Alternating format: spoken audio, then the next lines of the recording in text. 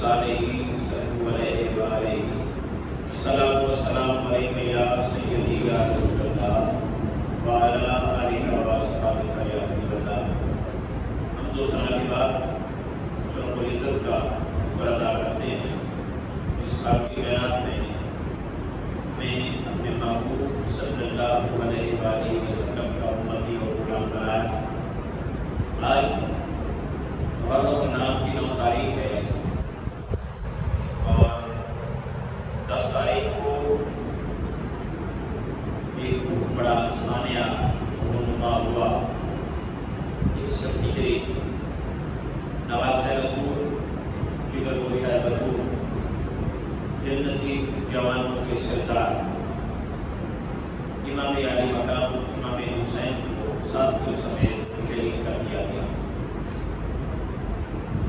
1400 سال گزر گئے، لوگ آج بھی ان کی یاد نہیں بھول رہے اور یہ سلسلہ قیامت تک جاری رہے گا۔ جتنی شہرت، جتنی عزت امام علی مقام کی شہادت کو ملی ہے، کائنات انسانی میں کسی شہید کو اتنا مقام اور اتنی عزت نہیں ہوئی۔ اس کی وجہ یہ ہے کہ اللہ تعالیٰ مجید نے وعدہ کیا ہوا ہے کہ مجبوری اذکر، تم مجھے یاد کرو میں تمہیں یاد کروں گا، تم میرا ذکر کرو میں تمہارا ذکر کروں گا۔ جب بندہ اللہ کا ذکر کرتا ہے، اللہ کی فرمانبرداری کرتا ہے، اللہ کی اطاعت کرتا ہے، اللہ کے راستے پر چلتا ہے، اللہ اس کا صلہ دیتا ہے کہ وہ اپنے بندوں کی زبان پر ان کا ذکر جاری کر دیتا ہے۔ فاذکرونی، تم میرا ذکر کرو، یہ ایک عمل ہے۔ اذکرکم، میں تمہارا ذکر کروں گا، یہ اس عمل کی جزا ہے کہ بندہ خدا کا ذکر کرے اور اللہ اپنے بندے کا ذکر کرے، یہ جزا ہے۔ جب بندہ ذکر کرتا ہے خدا کا، اس کی صورت کیا ہے؟ اس کی شکل یہ ہے کہ اس کے دین کی حفاظت کرے، اس کے دین کے لیے کھڑا ہو، اس کے دین کے لیے آواز بلند کرے، اس کے دین کے کرنے کے لیے کوشش کرے، حق کا بول بالا کرے، اللہ اس کے رسول کو مانے، اللہ اس کے رسول کو یاد کرے، اس کی اطاعت کرے، فرمانبرداری کرے، اطاعت گزاری کرے، یہ اللہ کا ذکر کرنا ہے۔ اور اللہ جب اپنے بندے کا ذکر کرتا ہے تو اس کی شکل کیا ہے؟ اس کی شکل یہ ہے کہ اللہ اپنے بندوں کی زبان پر اپنے بندہ خاص کا نام جاری کر دیتا ہے، وہ ہمیشہ کے لیے اس کو یاد رکھتے ہیں۔ اور پھر ایک بات ذہن نشین کر لیں کہ بندہ جب ذکر کرتا ہے تو محدود ذکر ہوتا ہے۔ بندہ فانی ہے، فنا ہونا ہے، جب وہ فنا ہو گیا تو اس کا عمل بھی فنا ہو گیا۔ اللہ باقی ہے، باقی رہنا ہے، جب تک وہ رہے گا اس کا عمل بھی باقی رہے گا۔ تو جب بندہ ذکر کرتا ہے تو کوئی 10 سال کر لے گا، کوئی 20 سال کر لے گا، کوئی 30 سال کر لے گا، کوئی 40 50 80 90 100 سال کر لے گا، بلا پھر اس دنیا سے رخصت ہونا ہے اور اس کے رخصت ہونے کے ساتھ اس کا عمل منقطع ہو جانا ہے، عمل رک جانا ہے۔ تو جب بندہ ذکر کرتا ہے تو ایک محدود وقت تک ذکر کرتا ہے، اور جب خدا اپنے بندے کا ذکر کرتا ہے تو 1400 سال بھی گزر جائے لوگ حسین حسین کرتے رہتے ہیں، لوگ اس بندے کا ذکر کرتے رہتے ہیں۔ آج بھی اس کا ذکر ادب سے ہوتا ہے، جب امام کا ذکر آتا ہے تو نگاہ ادب سے جھک جاتی ہے، دل میں اس کی محبت مجزن ہو جاتی ہے، اور جس طرح ظالمانہ طریقے سے ان کو شہید کیا گیا، لوگوں کی آنکھوں سے آنسو بہہ جاتے ہیں۔ اور یہ سلسلہ ان کی یاد کا، ان کے ذکر کا قیامت تک چلتا رہے گا۔ میرے امام کو جو اللہ نے عزت دی اس یاد کے حوالے سے، اس کے علاوہ بھی عزت عطا فرمائی، اس کے علاوہ بھی آپ کی افراد ہے۔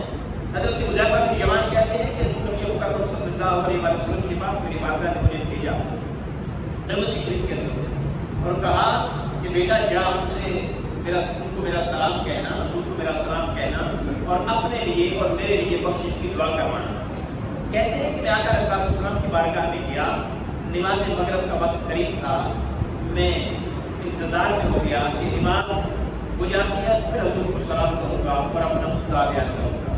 جب نماز ہو گئی، آقا اپنے معاملات میں مشغول ہو گئے، مسجد میں ذکر و اذکار میں مشغول ہو گئے. میں ادباً خاموش رہا، جرت نہ کر پایا کہ حضور کے پاس جا کر اپنا واقعہ تصویر بیان کروں. حتیٰ کہ عشاء ہو گئی، عشاء کی نماز پڑھ لی، لوگ باہر جانے لگے. میں انتظار میں تھا کسی طریقے سے حضور سے میری بات ہو جائے، لیکن بات نہ ہو سکی. حتیٰ کہ آقا بھی مسجد سے نکل پڑے. میں بھی پیچھے پیچھے چپکے چل پڑا. تھوڑا ہی سفر کیا تھا کہ آقا علیہ السلام واپس مڑ کر کہتے ہیں اے حذیفہ اللہ تمہیں اور تیری ماں کو بخشے. یہ حضرت حذیفہ دل میں بات لے کر آئے تھے، ابھی زبان پر اس کو نہیں لائے تھے، ابھی حضور سے کچھ بیان نہیں کیا تھا. میرے نبی جو وہ دل میں لے کر آئے تھے حضور اس کا جواب دے رہے ہیں.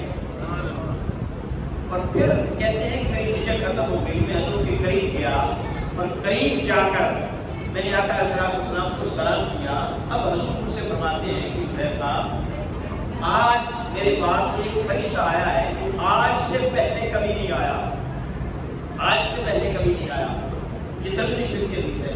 اور مجھے خدا کا پیغام دیا ہے، سلام دیا ہے، اور پیغام یہ ہے کہ اللہ نے تیری بیٹی فاطمہ کو جنتی خواتین کی سردار بنا دیا اور آپ کے بیٹے حسن حسین کو جنتی جوانوں کا سردار بنا دیا. ارے جنتی جوانوں کا سردار حضرت حسن حسین کو بنا دیا. اب پوچھو یزید سے جائے گا کدھر؟ اب پوچھو یزید سے جائے گا کدھر؟ جنت کا سردار تو حسین بن علی. یہ کیسا خاندان ہے کہ ماں جنتی خواتین کی سردار ہے، خود جنتی جوانوں کے سردار ہے، نانا ساری کائنات کا سردار ہے، سبحان اللہ، سارے انبیاء کا تاجدار ہے. اب نسبتیں دیکھیں مولا حسین کی نسبتیں کیا ہے. نانا ساری کائنات کا سردار ہے. آدم سے لے کر عیسیٰ تک ہر نبی کو عزتیں ملی، رفعتیں ملی، شان ملا، درجہ ملا، کمال ملا. لیکن خدا کی عزت کی قسم جو کچھ سب کو ملا وہ مصطفیٰ کو ملا، لیکن جو کچھ سب کو نہ ملا وہ بھی تنہا مصطفیٰ کو ملا. سبحان اللہ. حسن یوسف دم عیسیٰ ید بیضہ داری، آنچ خوبا ہوا دار تو تنہا داری. یہ نانے کا حال ہے. اور نانی کا حال کیا ہے؟ نانی کا حال کیا ہے؟ زمانہ جاہلیت میں ابھی حضور نبی مکرم صلی اللہ علیہ وسلم نے اسلام کا اپنے آپ نبی ہونے کا اعلان نہیں فرمایا تھا. شادی ہو گئی اور شادی سے پہلے بھی آپ ملکہ عرب کہلاتی تھی، آپ طیبہ کہلاتی تھی، آپ طاہرہ کہلاتی تھی. یہ جیسا کلچر ہو لوگ اس کلچر میں خود کو ڈھال لیتے ہیں. جو رواج ہو لوگ خود کو اس رواج میں ڈھال لیتے ہیں. ایسا چلتا ہے. زمانہ جاہلیت میں عرب کا کلچر تھا فحاشی، عریانی، بے حیائی عروج پر تھی. خواتین سریعان طاقتیں گنا دیتی تھی اور جو زیادہ مالدار ہوتا چلا جاتا ہے وہ حیات کی قدروں کو بھولتا چلا جاتا ہے، فراموش کرتا چلا جاتا ہے. وہ کسی نے کہا ہم نے دیکھا ہے دولت کے حسین شانوں پر لوگ بڑے آرام سے غیرت کو سلا دیتے ہیں، اور ہم نے دیکھا ہے مصر کے بازار میں دولت کم وقت پیغمبر خرید لیتی ہے. جب دولت آتی ہے تو لوگوں کا دماغ خراب ہو جاتا ہے. لوگ حیا کو چھوڑ دیتے ہیں، لوگ اخلاق کو چھوڑ دیتے ہیں. ان کا دین اور مذہب صرف پیسہ رہ جاتا ہے. کسی کے لیے وہ نہیں جیتے، وہ اپنی ذات کے لیے جیتے ہیں. تو جب ملکہ عرب تھی، جب عرب کی امیر ترین خاتون تھی، جب آپ کا کاروبار سب سے زیادہ تھا، تجارت کا سامان سب سے زیادہ تھا، اس حال میں اس دور میں بھی طیبہ کہلاتی ہیں، طاہرہ کہلاتی ہیں. یہ سیدہ خدیجہ الکبریٰ کا مقام تھی اور یہ امام علی مقام کی نانی کا حال ہے. نانی یہ ہے، نانا تاجدار کائنات ہے اور باپ مولا کائنات ہے، شیر خدا ہے. جن کو دیکھنا بھی عبادت ہے، جن کا ذکر کرنا بھی عبادت ہے. سیدہ خدیجہ سیدہ عائشہ صدیقہ رضی اللہ تعالیٰ عنہ فرماتی ہے میں نے اپنے بابا سے سنا کہ النظر الی وجہ علی کی عبادت، کہ علی وہ ہستی ہے جن کے چہرے کو تکنا عبادت ہے، جن کے چہرے کو تکنا عبادت ہے. اور جو علی کا چہرہ تک نہ سکے، الذکر علی کی عبادت، علی کا ذکر کرنے عبادت کا ثواب مل جائے. جو ہستیاں جن کو دیکھنا عبادت ہے، جن کا نام لینا عبادت ہے، وہ آپ کے ساتھ مقصود ہے. وہ بابا ہے آپ کا، وہ شیر خدا بابا ہے آپ کا، اور آپ کی والدہ ماجدہ میرے نبی مکرم نے جنتی خواتین کی سردار کہا، یہ الگ بات. لیکن جب قیامت کا دن ہوگا، روز محشر لوگ جمع ہوں گے، آدم سے لے کر قیامت تک ہر آنے والا فرد موجود ہوگا. اتنے میں ندا کرنے والا ندا کرے گا، تاتیو رؤسکم، لوگوں اپنے سروں کو جھکا لو. لوگ حیران ہوں گے کہ کیا ہونے والا ہے. اتنے میں آواز آئے گی، اپنی نگاہوں کو نیچے کر لو، محمد کی بیٹی فاطمہ کا گزر ہونے والا ہے.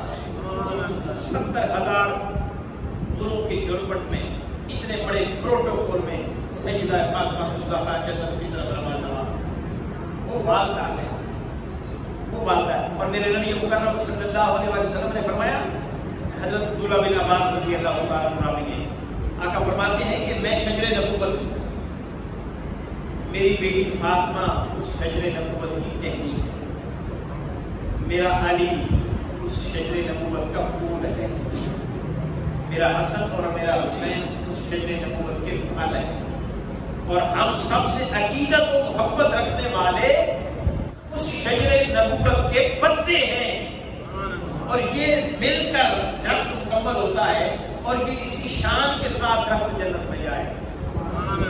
گویا اہل بیت اطہار اور خانوادہ نبوت کے ساتھ محبت کرنے والا، پیار رکھنے والا، عقیدت رکھنے والا بھی انہی کے ساتھ ہوگا.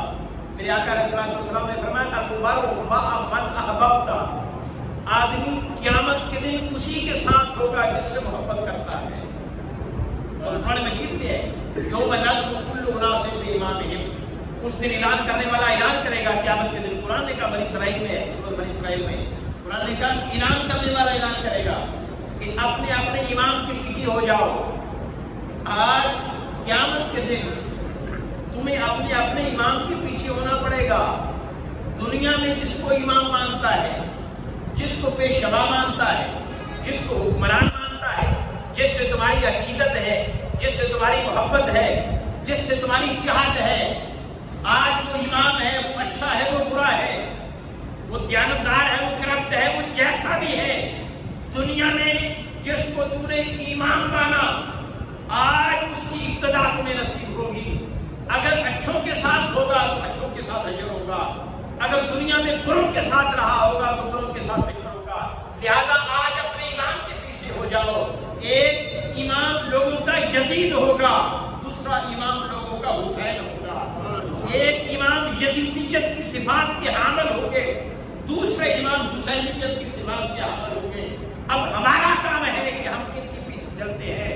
لوگوں، اس سے بڑھ کر خوش نصیب کوئی نہیں ہے جس کو امام حسین مل جائے، جس کو امام حسن مل جائے، جس کو امام علی مل جائے، جس کو امام مرتضیٰ اور مشکل کشا اور مصطفیٰ مل جائے. وہ اپنے مقدر پر فخر کرے جن کے دل میں ان کا پیار آ جائے. یہ ذریعہ نجات ہے. اور پھر میرے نبی مکرم صلی اللہ علیہ وسلم نے فرمایا، میری اہل بیت کی مثال کشتی نوح کی مانند ہے. کشتی نوح کی مانند ہے کہ جو اس کشتی میں سوار ہو گیا تھا نجات پا گیا تھا. جو کشتی میں سوار ہو گیا تھا نوح علیہ السلام، طوفان تھا، سیلاب تھا، جو چڑھ گیا بچ گیا، جو نہیں چڑھ سکا نہیں بچ سکا. نوح علیہ السلام کا بیٹا بھی اتر گیا تھا. اس نے کہا پہاڑی کی چوٹی پر چڑھ جاؤں گا، پانی وہاں تھوڑا ہی پہنچنا ہے، یہ اس کا خیال تھا. لیکن اللہ کی تدبیر خفیہ ہوتی ہے، اس کے مقابلے میں کسی کی تدبیر کام آ سکتی نہیں. ان اللہ علی کل شیء قدیر، وہ جو چاہتا ہے وہ کر دیتا ہے. چوٹی پر چڑھ گیا تھا، لہروں نے وہاں سے بھی اس کو لپیٹ میں لے لیا، تباہ و برباد ہو گیا، غرق ہو گیا. بچ وہ سکا جو نوح علیہ السلام کی کشتی میں سوار ہو گیا. میرے نبی نے بتا دیا کہ سارے نظام آئیں گے، کئی امام اٹھیں گے، کئی لوگ حکمرانی کا دعویٰ کریں گے، امامت کا دعویٰ کریں گے، پیشوائیت کا دعویٰ کریں گے، لیکن نجات دہندہ وہی ہوگا جو اہل بیت سے تعلق رکھتا ہے. یہ کشتی نوح ہے، اس کشتی میں سوار ہونا پڑے گا. اگر ہو گئے تو بچ جاؤ گے، اگر نہ ہوئے تو وہ بربادی تمہارا مقدر بنے. کون؟ حسین دارین کا سلطان. اس لیے کہا وہ امام کہاں کہاں کا ہے. دارین کا سلطان حسین ابن علی ہے. ایک بولتا ہوا قرآن حسین ابن علی ہے اور مانا کہ اسلام کی پہچان ہے کلمہ، پر کلمے کا بھی نگہبان حسین ابن علی ہے. اس لیے خواجہ معین الدین چشتی دہلوی بہت بڑی بات کر گئے، وہ بات سمجھنے والی ہے. وہ کہتے ہیں شاہ است حسین، بادشاہ است حسین. حسین شاہ ہے، حسین بادشاہ ہے. شاہ کہتے ہیں روح کے حاکم، دلوں کے حاکم، اور بادشاہ کہتے ہیں سروں کے حاکم. وہ کہتے ہیں ہمارے نزدیک اور ہمارا بادشاہ حسین ہے، دلوں کا بھی وہی بادشاہ ہے اور ہمارے سروں کا بھی وہی بادشاہ ہے. شاہ است حسین کہا، یہ نہیں کہا کہ وہ بادشاہ تھا، یہ نہیں کہا کہ وہ شاہ تھا، نہیں فرمایا وہ شاہ ہے، وہ بادشاہ ہے. تھا تو گزر گیا، تھا نہیں. جس طرح لا الہ الا اللہ محمد رسول اللہ، اللہ کے علاوہ کوئی عبادت کے لائق نہیں اور محمد اللہ کے رسول ہیں. جس طرح رسول اللہ ہیں اس طرح حسین ہے. سبحان اللہ. حسین ہے اور جب تک رسول اللہ رہیں گے تب تک حسین رہے گا. سبحان اللہ. جب تک جہاں تک لا الہ الا اللہ محمد رسول اللہ کی حاکمیت ہوگی، رسالت ہوگی، تب تک حسین کی بادشاہت ہوگی. اور وہ دنیا میں بھی ہوگی، وہ آخرت میں بھی ہوگی. اور پھر کہا دین است حسین، دین پناہ است حسین. دین حسین ہے کیونکہ دین کو پناہ دینے والا حسین ہے. یہ جب بات کی نا کہ دین حسین ہے، کسی کے ذہن میں خلل آ سکتا تھا کہ یہ کیسے ہو سکتا ہے کہ دین حسین ہو گیا. پھر آگے وجہ بتا دی کہ نہیں، دین کو پناہ دینے والا حسین ہے. کہ جو دین کو پناہ دینے والا حسین ہے نا، یہ پناہ دینے کی وجہ سے ہی دین کہلا رہا ہے. پناہ دینے کی وجہ سے ہی دین کہلا رہا ہے، کیونکہ دین کی بقا حسین سے ہے، دین کو پہچان حسین سے ملی ہے.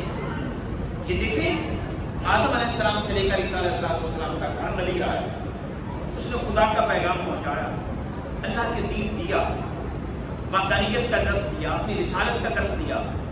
لیکن جب وہ نبی دنیا سے رحلت کرتا، انتقال کرتا، اس نبی کے دنیا سے رخصت ہو جانے کے بعد کبھی 10 سال بعد، کبھی 20 سال بعد، کبھی 50 سال بعد، کبھی 100 سال بعد، اس کا پہنچایا ہوا دین صفحہ ہستی سے مٹ جاتا. اس لیے اللہ دوبارہ نبی کو بھیجتا تاکہ دین کی قدروں کو بحال کیا جائے، اخلاق کی قدروں کو بحال کیا جائے، اللہ کی وحدانیت کو اجاگر کیا جائے، بت پرستی کا خاتمہ کیا جائے. ان مقاصد کے لیے نبی آتا. جب وہ نبی پھر دین کا پیغام دیتا، خدا کی وحدانیت کا اقرار کرواتا، پھر دنیا سے جاتا، پھر دین محو ہو جاتا، دین کی قدریں مٹ جاتی، اس میں نئی نئی چیزیں پیدا ہو جاتی، اصل دین صفحہ ہستی میں نظر نہ آتا. اور یہ سلسلہ چلتا رہا. آدم علیہ السلام کی بعد شیش علیہ السلام، نوح علیہ السلام، ایوب علیہ السلام، یوسف علیہ السلام، ابراہیم اور اسماعیل علیہ السلام، یہ حضرت موسیٰ علیہ السلام، حضرت داؤد علیہ السلام، سلیمان علیہ السلام، عیسیٰ علیہ السلام، یہ موسیٰ علیہ السلام، سارے نبی آئے، اللہ کا پیغام پہنچایا.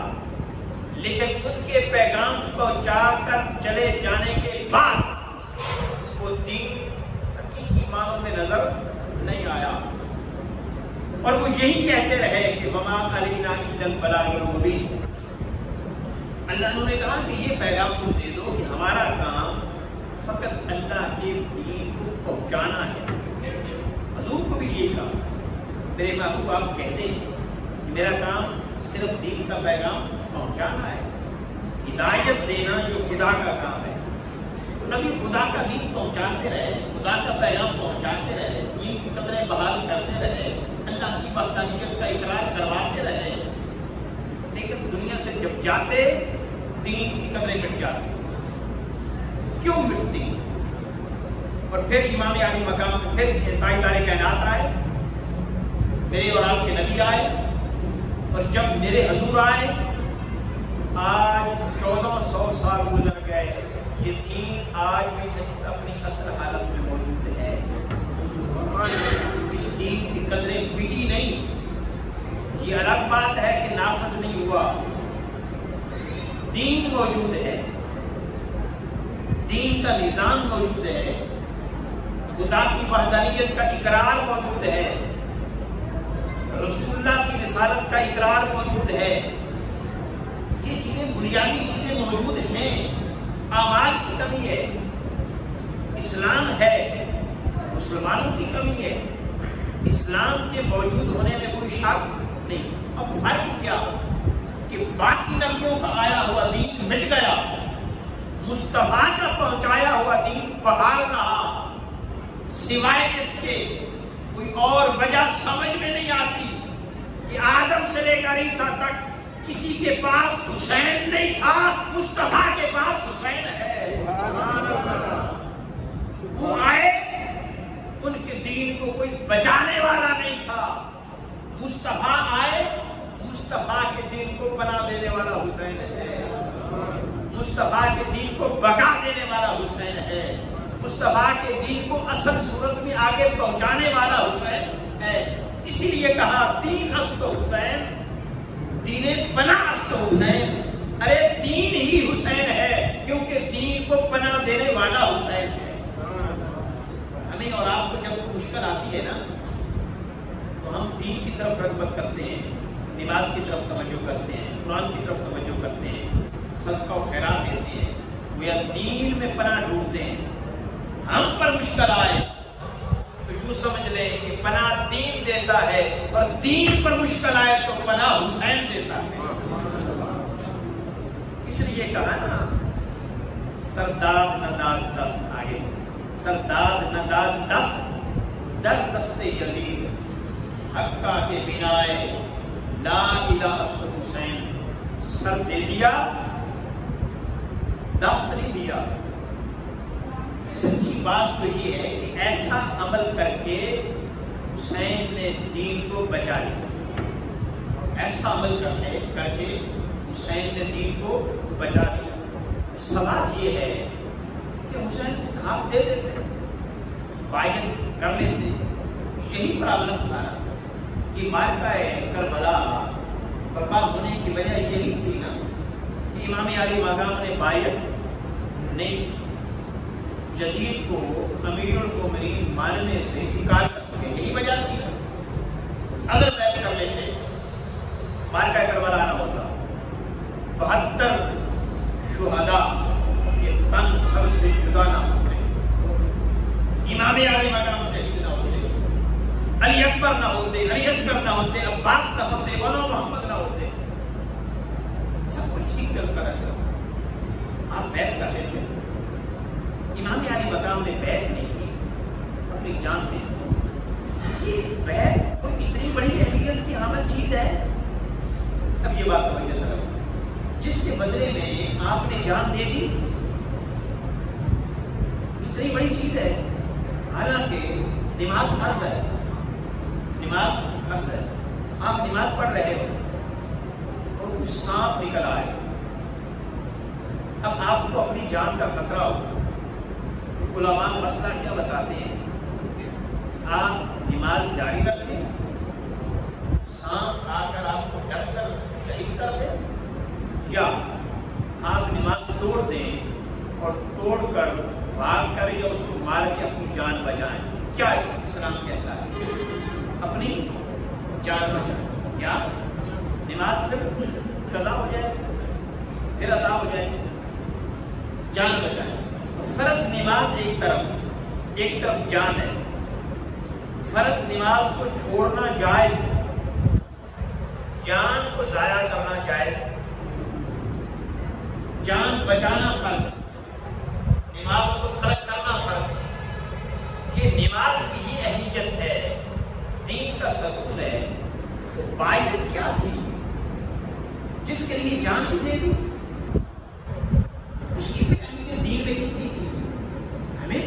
اس کی سمجھ نہیں آئی. ہم تو وعدت کر لیتے ہیں نالیوں پہ، سورموں پہ، بچے کی نوکری پہ، گیس کا میٹر لگوانے پہ، گیس کا کنیکشن کروانے پہ ہم تو بیعت کر لیتے ہیں. امام علی مقام آپ ہی کر لیتے ہیں. جان تو بچ جاتی ہے. ہم تو مشکلات کے حل کے لیے یہ بیعت کر لیتے ہیں. اور آپ سمجھیں کہ بیعت کیا ہے. اس دور کی سیاسی حمایت کا نام بیعت تھا. آج کے دور کی سیاسی حمایت کا نام ووٹ ہے. وہ انگلش کا لفظ ہے نا. عربی کا کلچر ہوتا تو آج بھی بیعت چل رہی ہے. امام علی مقام نے ووٹ نہیں دیا. کوئی یوں سمجھتے ووٹ نہیں دیا. یزید ہم بھی ووٹ دیتے ہیں نہیں دیتے، کسی کو دیتے کسی کو. اب ووٹ کی اہمیت جان دے دی، ووٹ نہیں دیا. اس کا مطلب یہ ہوا کہ نماز کو چھوڑنا جائز ہے جان بچانے کے لیے، لیکن ظالم حکمران کو ووٹ دینا جائز نہیں. جان چلی جائے تو چلی جائے. بدبخت ظالم کو ووٹ دینے کی اجازت امام علی مقام امام حسین کے عقیدے میں. ہم تو حسینی ہیں نا، ہمیں کسی اور سے کیا کریں. ہم تو حسینی ہیں. ایمان سے کہو، ہم نے کبھی سوچا کیا ہمیں یہ درس نہیں دیا گیا، کیا ہمیں یہ بتایا نہیں گیا، یہ ووٹ اور دین کی اہمیت سمجھائی نہیں. پرابلم آ گیا کہیں. ہم حسین کا ذکر بھی کرتے ہیں، آنسو بھی بہاتے ہیں، نام بھی لیتے ہیں، سارا کچھ کرتے ہیں. اور جب ایسا کرنے کی باری آتی ہے تو حسین کو یاد رکھنے کے لیے بھی تیار. یزید کا اور امام علی مقام کا مسئلہ کیا تھا؟ بیعت کیوں نہیں کی تھی؟ آپ آگے آ جائیں. بیعت کی کیوں نہیں تھی؟ اس کی وجہ یہ تھی کہ امام سمجھتے تھے کہ یزید ظالم ہے. امام دیکھتے تھے کہ یہ کافر ہے. امام دیکھتے تھے یہ غاصب ہے. امام دیکھتے تھے یہ چور ہے. امام کہتے تھے یہ ڈاکو ہے، یہ ڈاکو ہے. امام کہتے تھے کہ یہ نااہل ہے، یہ مسلمانوں کا امیر بننے کی اہلیت نہیں رکھتا، لہذا میرا ووٹ اس کو نہیں جا سکتا. اور پھر یزید یہ چاہتا تھا امام علی مقام امام حسین ایک تقسیم کرتے ہیں.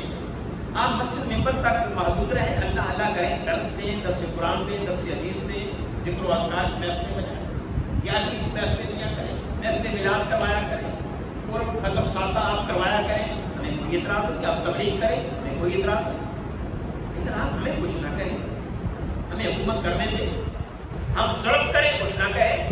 ہم کسی کو ناحق قتل کر دیں، آپ نہ بولیں. ہم لوگوں کے حقوق غصب کریں، آپ کچھ نہ کہیں. ہم ڈاکہ زنی کریں، آپ نہ کریں، کچھ نہ کہیں. ہم بیت المال سرکاری خزانے کو اپنی ذاتی جگیر سمجھ لیں، آپ کچھ نہ کہیں. آپ اپنے کام میں مصروف رہیں، ہم اپنے کام میں مصروف رہتے ہیں. آپ ہمیں نہ چھیڑیں، ہم آپ کو نہیں چھیڑتے. یہ یزید تقسیم مانتا تھا.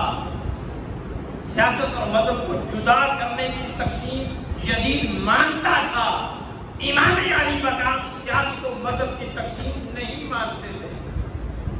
وہ تقسیم مانتا تھا، امام تقسیم نہیں مانتے تھے.